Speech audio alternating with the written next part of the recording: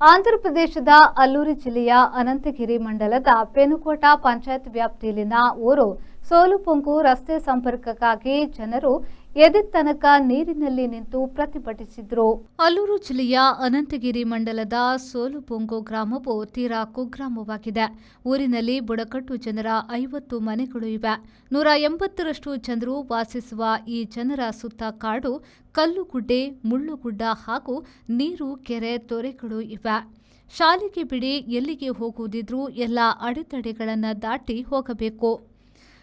ನೆರೆಯ ಅನಕಾಪಲ್ಲಿ ಜಿಲ್ಲೆಯ ದೇವರಪಲ್ಲಿ ಹತ್ತಿರದ ಪೇಟೆ. ದುರ್ಗಮ ದಾರಿಯಲ್ಲಿ 7 ಕಿಲೋಮೀಟರ್ ಸಾಗಬೇಕು. ಕೊನೆಗೆ ಸಚಿವ ನಾರಾ ಲೋಕೇಶ್ ಜಿಲ್ಲಾಧಿಕಾರಿಗಳಿಗೆ ರಸ್ತೆಗೆ ಆದೇಶಿಸಿದ್ರು.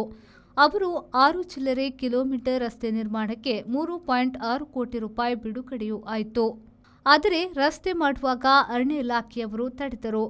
ರೈವಾಡ ಅಣೆಕಟ್ಟಿನ ಹಿನ್ನೀರಿನಲ್ಲಿ ನಿಂತು ಬುಡಕಟ್ಟು ಜನರು ಪ್ರತಿಭಟನೆಯನ್ನ ಮಾಡಿದ್ರು.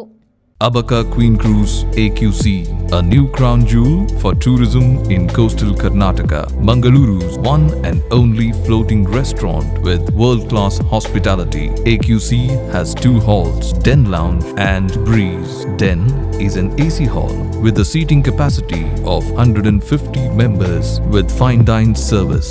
Enjoy the open-top natural river experience in Breeze, an open-top hall with capacity of 200 customers. Also enjoy the variety of mouth-watering seafood delicacies in a unique riverside floating experience. Come, enjoy and convert your time into a wonderful experience.